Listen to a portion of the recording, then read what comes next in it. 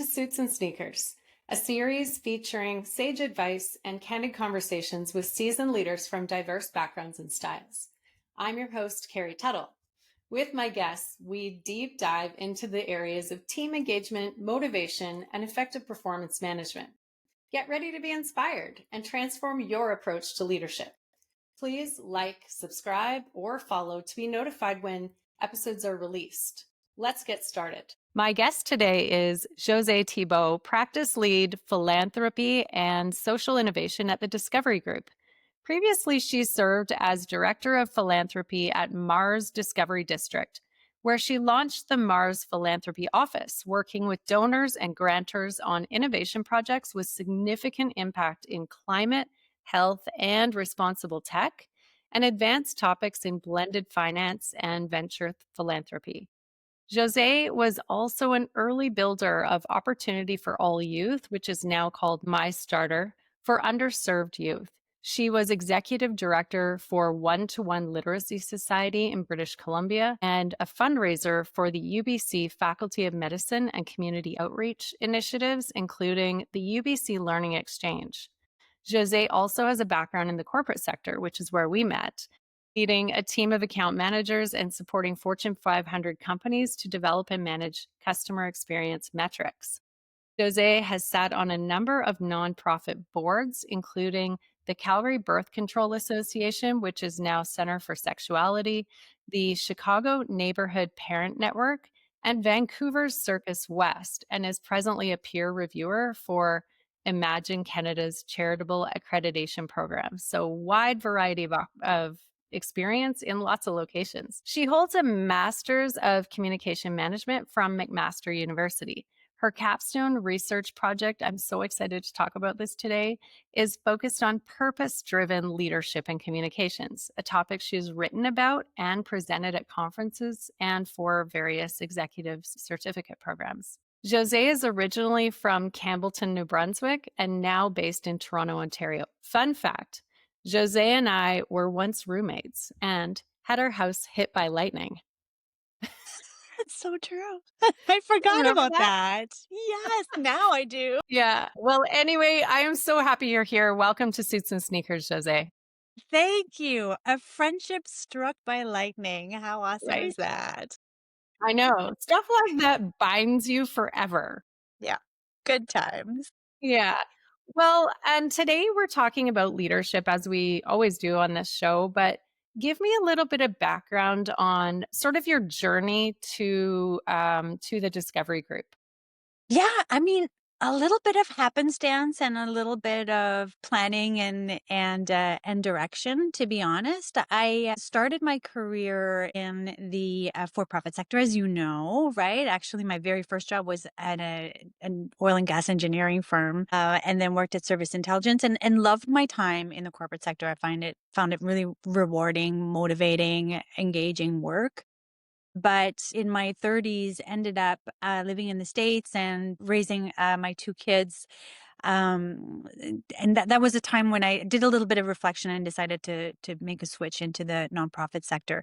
And that there began, some pretty specific moves to get me to what is ultimately now today the Discovery Group, where I provide counsel on philanthropy, strategic planning, and governance. So a variety of different roles in fundraising and in nonprofit leadership, where I got to really hone those skills and develop them. I've always tried really hard to put myself in situations where I was just a little bit outside of my comfort zone. So working in either in areas, in sectors, or in jobs where I didn't know exactly 100% what I was doing, so that I could learn from people and really kind of grow and stretch. And that's what got me to where I am today. That's amazing. That's great advice too, by the way. Just get out of your comfort zone. Just a little bit, just enough, right? Yeah. Yeah. Going back a little bit, when you were working with Mars, I know you said in the bio you shared that you launched the philanthropy office. Tell me a little bit about that process.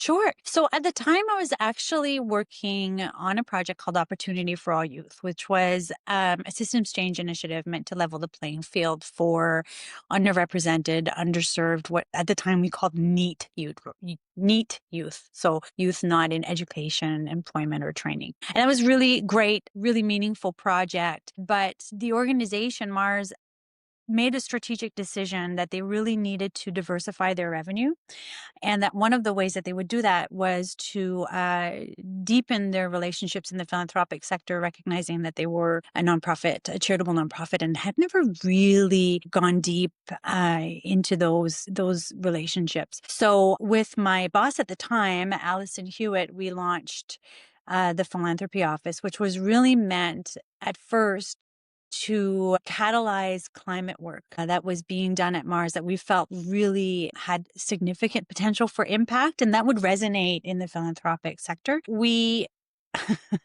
we sort of started from scratch. I mean, when it first started, most of the staff didn't even know that we were a charitable nonprofit. A lot of people on the outside thought that Mars was a government outfit, right? That was really doing just the work of government, and nobody really kind of gave mind to how the money came in. So it was a real exercise in positioning, in storytelling, in culture change, in finding small wins, right? And really building on them. It was tremendously rewarding work.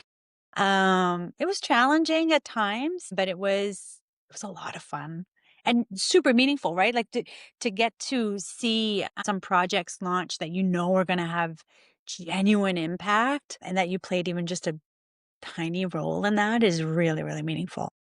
Yeah. Oh, I'm sure it was a tiny role. As you were saying that or describing that, it sounds like a huge change management type initiative where you really have all the components, the communication aspect, the planning, the sales, really. Like it's almost like business development or like relationship development aspects. Absolutely. Yeah. And it was a lot of stakeholder management, a lot of storytelling, narrative building, and a lot of just finding your small wins, finding like who are your early champions, who are the people that are going to walk along this path with you, who are the people that have a little bit of influence that you can work with to really kind of move the ball forward. So it was at the start, probably, 50% internal work and 50% going out to people and talking and telling the story and seeing who on the outside might be willing to come along with you. But there was a lot of internal work, which was some folks are just sort of ready and excited for change, and some folks really just want to see a little bit of proof, a little bit of evidence, a little bit of success before they'll come along. And both of those things are perfectly valid, right? Yeah. A healthy skepticism is okay. Yeah. Especially in like it was an innovation space. Everybody's a little bit of an entrepreneur. Everyone's got a truly brilliant idea, right? But that sometimes mean that there's a lot to juggle, there's a lot to pay attention to. It's hard to kind of figure out what it is that we should really focus on. So having those early wins were really important, and just building on those rather than expecting all of it to be handed, on a silver platter. It was really about finding those incremental growth opportunities. Hmm. Coming from that project, or maybe through the process of that project, what are you most proud of? I'm really proud. I mean, when I left Mars, it was a solid, and I believe it still is, but it was this solid confidence in the work that was being done in climate. I mean, it's nice to sort of help bring the stakeholders in the background, but when you see people with really brilliant ideas that could really change the world. Like I talk about, like I played a tiny little part because really you're catalyzing the work of people who are truly solving problems at a massive scale, right? So just knowing that that is a project, a program, an initiative, a pillar that is only going to continue to grow and thrive and have meaningful impact to me is wonderful. I still stay closely connected with the work with the team because I'm genuinely invested in their success and I'm wide-eyed about it. Like it's cool to see what they do. Yeah. I'm really proud of that. Very cool. How would you and how would maybe your team or previous team describe your leadership style? Always sort of approached managing people with sort of equal parts, well, always clarity, like being very clear on expectations and roles. These are the table stakes. These are the things that we need to get done as a team that I need from you as a contributor and that are really going to make us successful for the organization. And then tacked on top of that is what do you want to do? What's exciting to you? What are you curious about? Where do you want to grow? Where do you want to learn?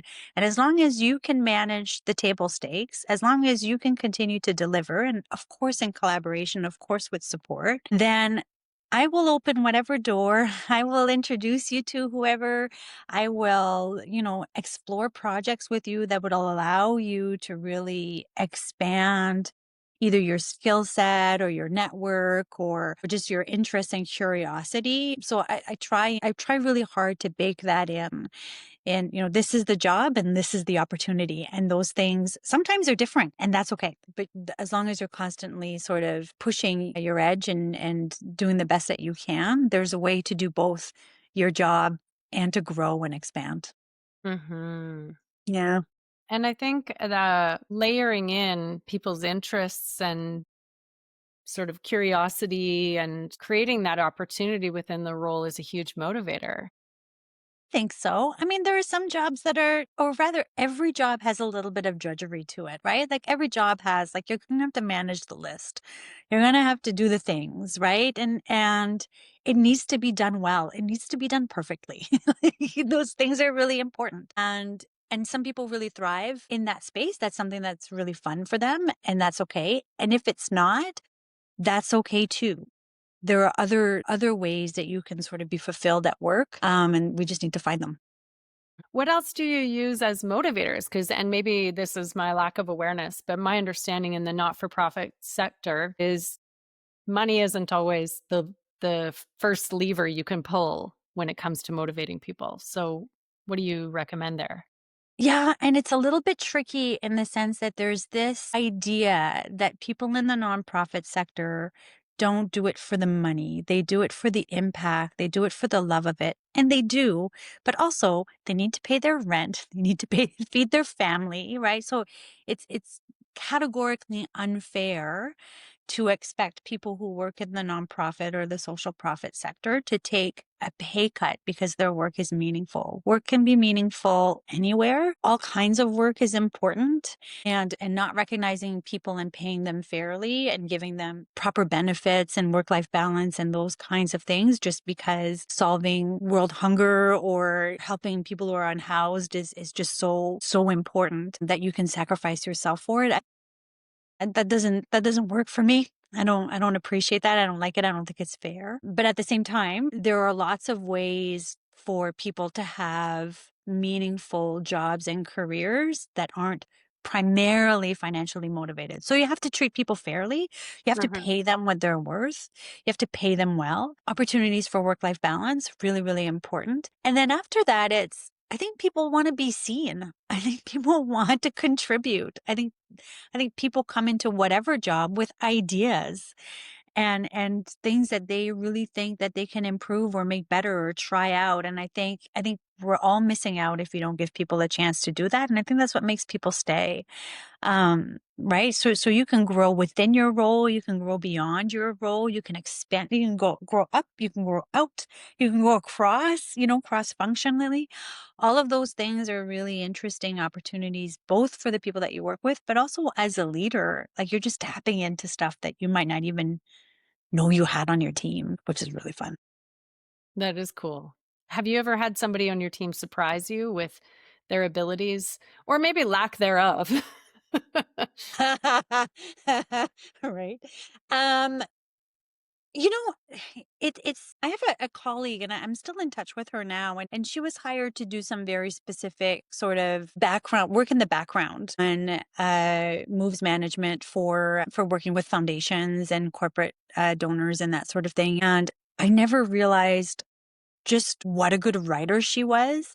And people would come to me and be like, "Can we just borrow Michelle for for a few days? Like her writing is so good. She just knows how to tell a story in a really compelling way and to lay it out and design it in a way that works, and we need that." So she started doing this kind of work for other folks a little bit and kind of became known as a person that you could count on. And it was fun for her and it was great for me, and it sort of helped to just make the team as a whole stronger. So that was a fun surprise. But there's always little things, or somebody will try something that they're not even sure of, and then all of a sudden they're like, "Oh, I love this. This is my jam right here. Like, can I do more of that?" And you're like, "Yes, of course you can." And that's nice. Especially when it's something you don't want to do yourself anymore. Oh, yeah, exactly. If you Right? can delegate it to somebody who's actually talented and loves to do it, Yeah, win-win. exactly. Yeah. Yeah. On the flip side, have you ever had somebody work for you who kind of sold themselves as being good at something that's required by the job and then was not? Yeah, I have. It's unfortunate, and I don't think it's ever or very rarely malicious or people are trying to be deceptive. They just really want to work on this team or on this project, or they think that it's something that's for them and it turns out not to be. It's hard. It's hard. I think you have to really set clear expectations. Again, it's that table stakes of, I know you don't love this, but you've got to be good at it. You've got to figure it out. You need to ramp up to here, making those expectations really, really clear. Um, and I also know that when someone is truly underperforming, they're probably not enjoying their time any more than you're enjoying it either. So finding a different role for them, or giving them an opportunity to make their own decision, right, about what it is that they want, I think is a fair and kind thing to do, but it's not, nobody wants to be bad at their job.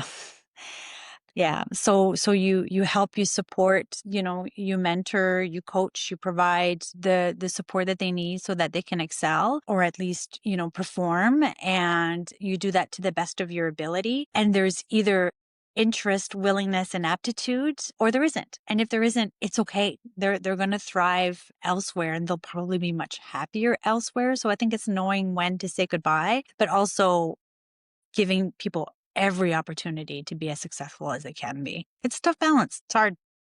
It is. I think what you're describing is really important because a lot of leaders really struggle with making their expectations clear. In their brain, they know what they want to see. And when they don't, they have a trouble articulating what it is they exactly expect from the individual so that they are being successful in the role. What do you like for creating that clarity? How do you do that? Yeah, and I won't pretend to be perfect, right? I mean, I think when I'm at my best, I'm very clear on expectations and everybody is on the same page. I think it's really important to rely on processes, but also to be respectful and mindful of the person that you're working with as an individual, right? And every individual needs a different kind of support, a different kind of follow-up, and not a different kind of clarity, but the clarity to be illuminated in a different way, or in a way that really works for them. I've done things like daily check-ins, when it was really challenging, of, okay, like let's make sure that you're on the right path, and you just give me 10 minutes of your day and tell me sort of what's up and where I can help, to monthly check-ins, to writing everything down, to documenting, this is the process, this is the checklist. I'll write it for you, or you write the checklist and I'll review it. It really, really depends on the situation. I think micromanagement is something that I have no interest in doing. So it's really about getting somebody on the right path real quick, so that, so an intensive period, so that you can go and be successful. So if that's sort of a week of like, all right, we're just going to dive deep on this project together and we're going to check in all the time, and you're going to get yourself set up and you're going to be great. Mhm. I think sometimes you have to do that, but it's not how you want to manage on the day to day, right? Like, these are intensive interventions that are meant to be short term, and hopefully successful. Yeah. Yeah, for sure. Well, thanks I for don't sharing know. that. It's Do you have tough. a specific, person that you can think of, like an employee who just sucked? and you really had to intervene? Because the specific, not obviously we won't name names, but No, no, no. I mean, over the years, like there's been some people, and that have just been mismatched, right? Like I remember even from our days at service intelligence, and they were just, some folks were like, I don't really care about this job. This is not what I want to do. And you're like, well, I still need you to do the thing though.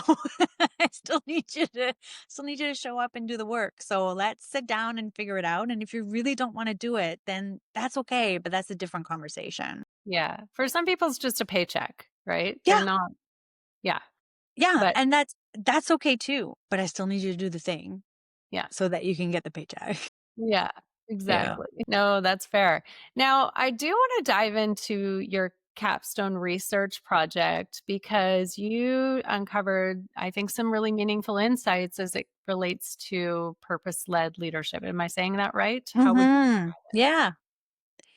Yeah. And I mean, maybe it kind of ties back to what we were just talking about in that when somebody is working in a field and area or, in a way that is really aligned with what's personally meaningful to them. The mistakes are learnings, they're building blocks as opposed to obstacles. And you're really sort of committed to growing and to figuring things out, even when it's hard. What I learned through all of that is that, purpose driven leadership is sort of this idea that, particularly in the corporate sector, right? Like that purpose and profit can absolutely coexist, and indeed they kind of must, in order for the world to function in a way that we can all sort of be at peace with. Um, and that there's a certain kind of leader that is motivated in that way and can inspire a team to really live out the purpose. And those are the types of companies that are really kind of supercharged and that feel really good to work for. Do you have any examples of teams that are like that? Yeah, so there's lots of really good examples of purpose-driven organizations in Canada and internationally. I mean, there's this great book by Indra Nooyi, who was the CEO of Pepsi, and she talks. It's an enormous book; it's like 600 pages, but it's a it's a memoir of hers where she talks about how she led PepsiCo's evolution into a purpose-driven company, which is really really cool. I think that, Maple Leaf Foods in Canada and a lot of, frankly, I mean, there's lots of really excellent examples in the credit union space of folks who are doing really meaningful work, whose role is absolutely, they are a lender. That's what they do. They lend money and they expect to get it back, and with a return. Also, a thriving community and successful financially literate people are things that they're invested in for a number of different reasons. So I'm thinking of folks like Coast Capital and Van City Credit Union and Meridian Credit Union and Alterna. Like these are beautiful companies doing really, really cool purpose driven work. For folks who are interested in this space in Canada, there's an awesome organization called Greater Purpose that is a convening for CSR and purpose leaders to come together and kind of learn from each other. And I'm proud to work for a purpose-driven organization myself, right? The Discovery Group is one that's really kind of looking at the charitable nonprofit space and going, there's got to be a better way, right? There's got to be a way that we can support people so that they can be all the more successful and so that they can get through moments of inflection with grace and with confidence and with success and wind at their backs. So it's fun. Hmm. Yeah. Yeah, that's amazing. I think the nonprofit sector definitely has that lever as it's a little more obvious than it is in the corporate sector where you know that there's a purpose. Almost every nonprofit I know of has a clear vision statement that everyone is aware of and maybe can even recite if asked. So I don't think that exists in the corporate sector, but I could be wrong. What do you think are the differences in leading in the two arenas? I think there's a lot to learn from both, right? Or both have a lot to learn from each other. I think you're right that the mission and the purpose of of a charitable or a nonprofit organization is clear. But that being said, that doesn't necessarily mean that perfect in execution, in terms of meaningfully contributing. And that's not about pointing fingers. That's just, running a business is hard. Running a charity is hard. It's filled with humans who make mistakes all the time. And in the corporate sector, there is obviously the profit incentive. I think there are no solutions in the world. I mean, we live in a capitalist system, right? So of course corporates will have something to contribute meaningfully. And I think it doesn't matter what you sell. You can be a purpose-driven company. I think how you do your work, how you take care of your employees, how you contribute to your community. And it's not just about giving back. It's about the types of suppliers that you use. It's about how are you weaving in sustainability? It's about how are you empowering your employees so that they can be the best expression of themselves, right? Are you paying them well? Are you giving opportunities for people who are often overlooked? These are all purpose driven things that actually make for a better business. But that also, you're creating opportunities for people to be successful, to take good care of their family, to take good care of their communities. And that has value in and of itself. So I think there's lots of ways to be purpose driven. You don't have to have a mandate to save the world. You can sell widgets and doing it in a way that makes the world better. Hmm. Actually, there's a great example of a restaurant in Calgary that has formed an associations of restaurants, and they support local Yeah. suppliers like coffee, you know, microbreweries. Yeah, all the food things that they can get local, they do. So I love that.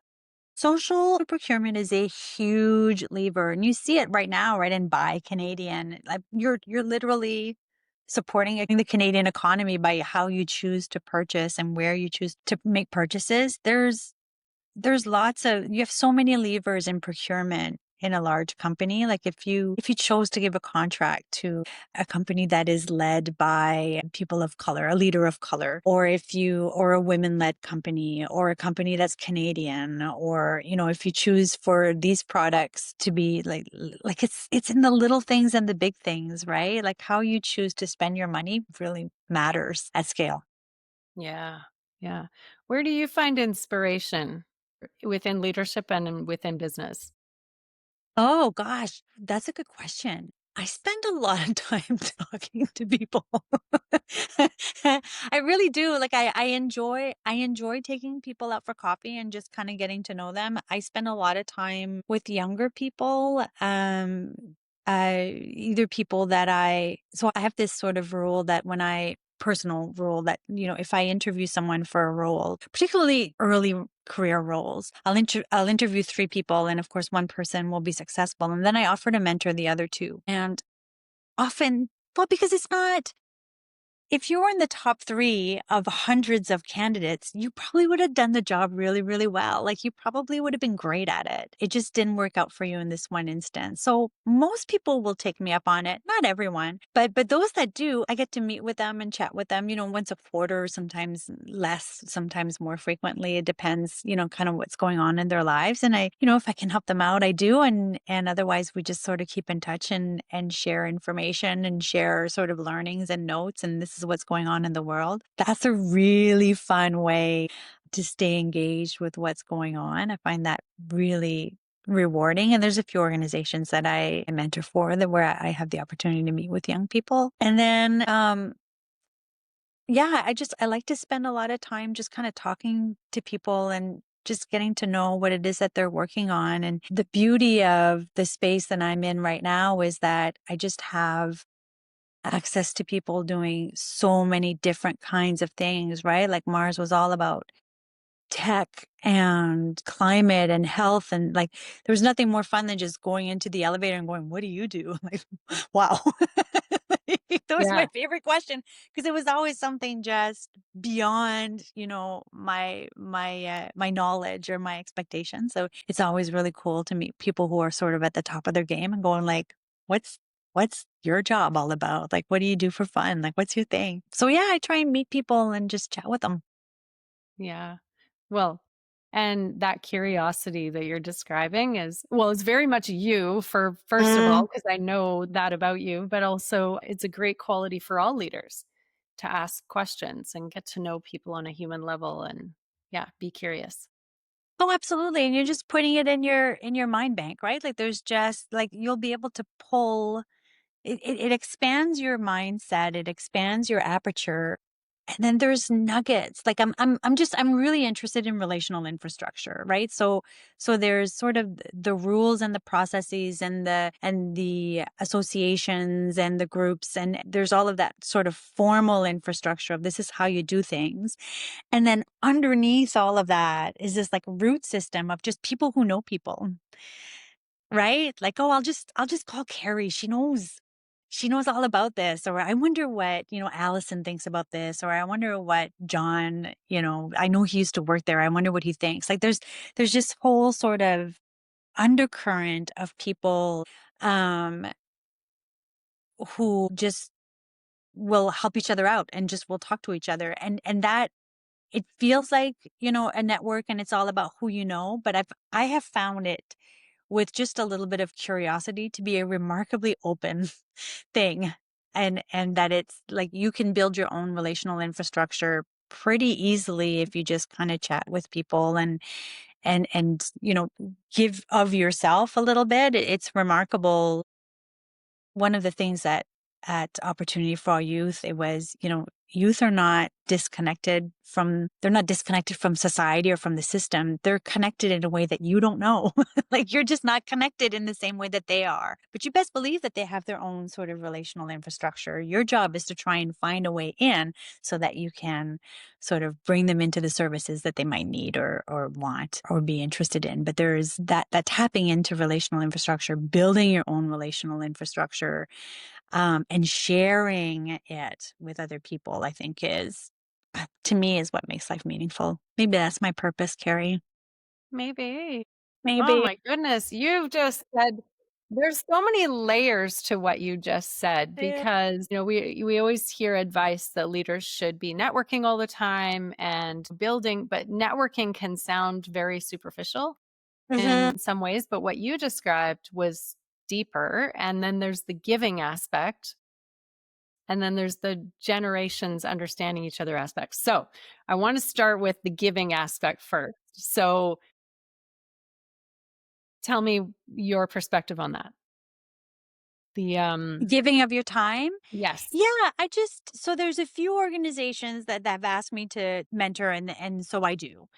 And that's really fun. You do have to sort of protect yourself a little bit, but Carrie, I've moved so many times and I've had to start from scratch so many times. And so I found little ways to build community for myself. So I know how important it is. I know how lonely and isolating, it can be when you don't have a network. So networking to me, like going to a conference and just hanging around by the drinks, bar, kind of like, what do you do?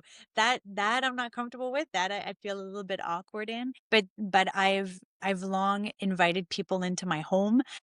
I've long created, dinners or parties or just opportunities for people to get to know each other. I have never separated um by certainly by age, by generation, or by gender, all of those other things. So often, you'll come to my house and there's the 25-year-old that I mentor and the 70-year-old I play cards with, which is kind of fun. So like it's just a mishmash of things and people. I think it makes life a little bit more interesting, and you never know, right? What can sort of spark. And I try and surround myself with people who do and feel the same way. So I've collaborated with folks on like let's just host dinners of people that don't know each other but that work in social change and let's just see what happens. Yeah. And you're like, yeah, let's do that. That sounds great. Yeah. Well, Yeah. and I kind of went all over the place there, but it's no, no, I love that idea because it's about being creative. How do you bring people together in a way that's authentic and organic and yeah. giving? And you do it based on, like, your comfort level. Like, I like having people in my home and I like going out for dinner, that's great. Some people don't. Like, some people like to do things in a different way, but I think it's just about finding meaningful connections with people, that you're curious about. It's about being curious. Yeah, it really Yeah. is. And then the generational piece, I want to ask about that because I would say, so, a lot of the audience is in maybe a new leadership role or they're aspiring to be in a leadership role. And so we're getting advice here in this from people probably in my demographic or some of them a little older. And there is sometimes an idea that the younger generation just doesn't understand. Mhm. They just do things so differently. So you touched on it just there where you said they have that infrastructure, you just don't know about it. Mhm. What have you observed about their infrastructure and their way of working and their motivation? Oh gosh. I mean, I wouldn't wanna pretend to be an expert, on the next generation. It is really interesting, though, raising my own kids, right, who are 17 and 15. And I think everybody knows, it's a different vocabulary. It's a different areas of interest. What I found really interesting is this emerging trend that I've been reading about, how Gen Z, but Gen Alpha is really kind of redefining work and how they choose to engage with productivity. They're just, and work life balance and those kinds of things, where I think our generation was so, I graduated and went into the workforce at a time of recession, right? So it was sort of, good luck paying off your student loans. You're gonna have to really hustle because there's nothing out there for you. Like, and it was very much sort of hustling and climbing, and the boomers are never gonna retire, so good luck. Like, there was sort of this idea of just constantly pushing, pushing, pushing. And more I'm learning about just people sort of defining a life well lived in a different way. And I don't know if that's because, I hear my teenage daughter who's sometimes like, I'm never gonna be able to buy a house. Like, I'm never gonna be able to do the things, and get the things that other generations have. And you know what? That's sometimes, for some people, maybe it's a bit freeing. Maybe it's a way of articulate for yourself a meaningful life that is beyond the trappings of what we've, assumed what were requirements for a life well lived. I find that really interesting. And again, it ties back to purpose, right? Like, what's the point? What's the point of all of it? It's just one life. You just have the one. So how do you want to structure it so that, you feel like you've lived your life well? And I think people are defining that for themselves in a slightly different way now. There's a lot to learn there. I find that fascinating. For yourself, how do you define a life well lived? I think, to me, a life well lived is one that is um that is full. And what I mean by that is one that is, I love the concept of, or the point of view of, abundance, like where, I just, I have a life well lived is one where I'm just full of love and friendship, and just wide-eyed at the possibilities of the world. And I'm not going to take advantage of all of them because I can't. And I don't want to, right? Like, you have to be choiceful too. But this idea that, there's so much to discover, there's so much to explore, like every door is something new. Like, who knows? I don't know what it is. That, to me, that sense of possibility is something that's really, that charges me. That's really interesting and fun, and makes it a life well lived. I Is that love that. cheesy? Maybe it's a little cheesy. I don't know. No, everybody gets their own definition. You just said that. So Yeah, there there you you go. go. That's mine. Yeah. So back to the idea of leadership though, what if you thinking of your wide-eyed self when you were young, Mm. what leadership advice would you give young Josée? Oh gosh. It's a balance. I would say you got to balance it out. You got to trust your gut. People gave you this job because they think that you can do it. So you got to trust your instincts. You got to stand in it. But at the same time, you are given an opportunity for leadership. You are not, you know, the supreme leader and knower of all things. So those are two very different things. So it's leadership is not, to me, an action that is done in isolation. So surround yourself with mentors, with coaches, with a kitchen cabinet, whatever. Trust your instincts, but know that you have people who have your back if you're not sure, if you don't know, if you just need a little bit of a boost, a pat on the back. You don't have to know all the answers. You have to know where to find them. And that, to me, is a tough balance to strike when you're first starting out. It's easy to think that you're supposed to know everything, or when it's new, it's easy to just doubt every decision you make. And there's a balance there. There's a tension that should always be there, and it's up to you to figure that out. That's awesome. I love that. What else should I ask you? What other pearls of wisdom do you want to share? One time I love bathroom graffiti. That's what I do. And one time I was in the washroom, and on the door, there was this beautiful little caricature of a person, and it said, "Revolution looks a lot like you."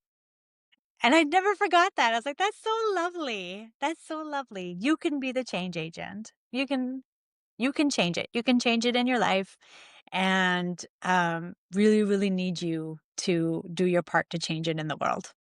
And you have much more agency than you think. You should control what you can control, and then give yourself, a little bit of grace for those things that you can't, but you have more agency than you think." Deep thoughts. Like, no, like really. And it sounds like I'm being facetious, but no, really it is. And Yeah, I so mean, true. it's really hard. Like, the world is so insane, and I recognize that I'm saying this in a time when the world everything feels so out of control, which is why it's all the more important to control what you can control, like to be in your community. When all of these nutty things happened in the States, I was like, I'm not going to read the news any more than I absolutely have to. I'm going to just focus on my community. I can make my community better. I can make my neighborhood better. I can spend time with my friends and my neighbors, and create a good life with them. I can make my little world a better one, and that will reverberate out. And so I'm Yeah. just going to do that. I'm going to control what I can control. Yeah.